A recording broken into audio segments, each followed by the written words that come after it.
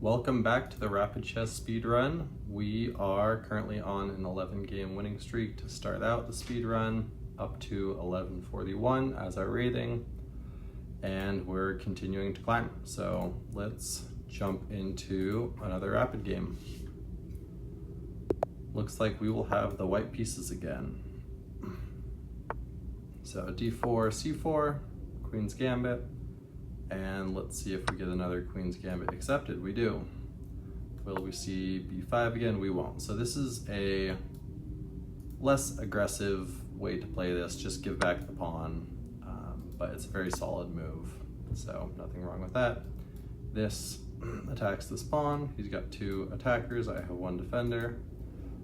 Two ways I can defend this. The first would be playing bishop b5, but I'm just going to develop my pieces, so I'm going to go knight f3.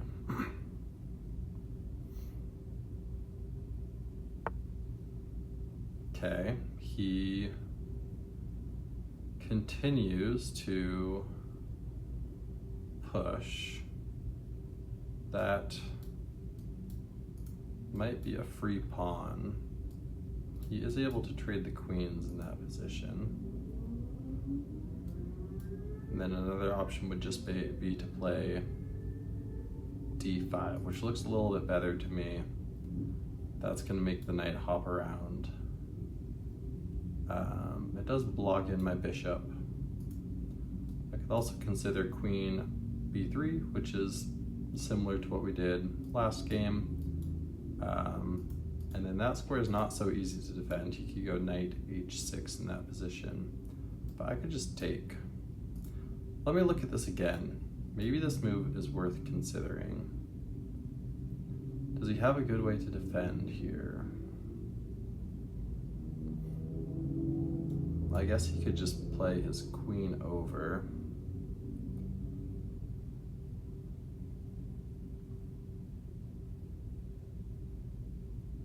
But then I'm able to take and continue to put pressure on that square. Let's go for it. No, I changed my mind. Let's play d5. This is going to be more solid. I don't think we need to get into major complications this early. And now it's much easier just to take this pawn and enjoy being up a pawn.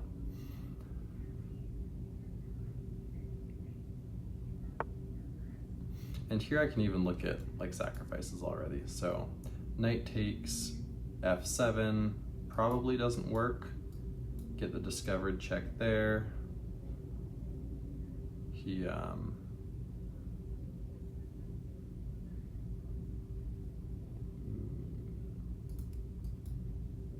this doesn't work, does it? I can play queen check here. He can just block though. I can continue to put the pressure on. All right, let's develop our knight. I'm expecting a move like bishop to b4. Would be a good move in this position. That would put pressure on this pawn because he's threatening to take and then take. Okay, instead he goes after my knight.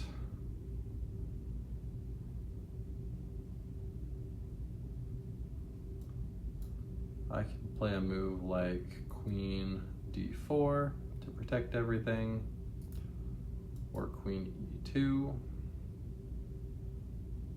Also looks nice.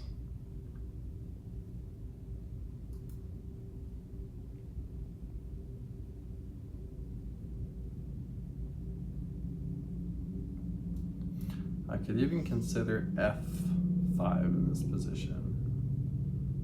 That would be a bit more aggressive.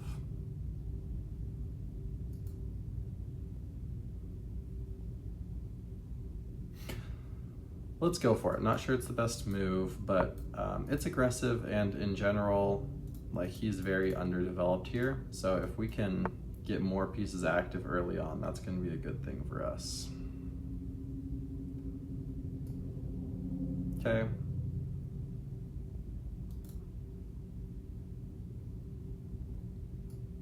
Let's castle.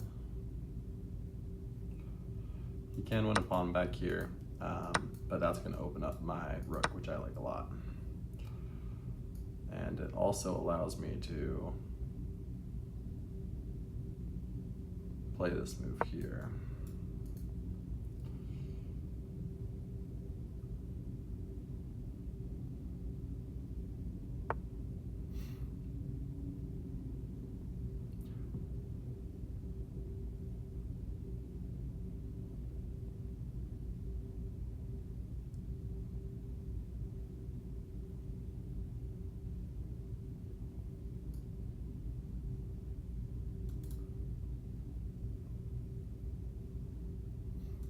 Let's see, I can play e5, looks good.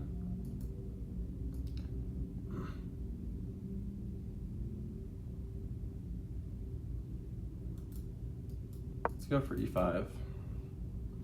Continuing to be aggressive, push forward in the center of the board. That blunders a knight in one move. Tricky, he didn't see the queen coming out here, so now we're winning. Just need to find a way to convert this position. Let's drop the queen back and keep attacking.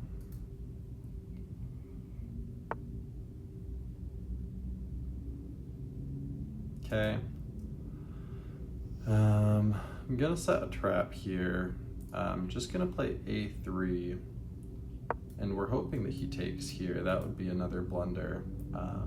Very instructive mistake. He looks like he has two attackers. I only have one defender, so he can get away with it. But if he takes, then I just take. I'm attacking his rook. If he takes with the queen, I can play rook e1, and we're gonna see this play out on the board. That's gonna lose the queen because it will be pinned to the king here. We'll see if he plays it. Maybe he's actually just spotting it now, but at this point he's already lost another piece.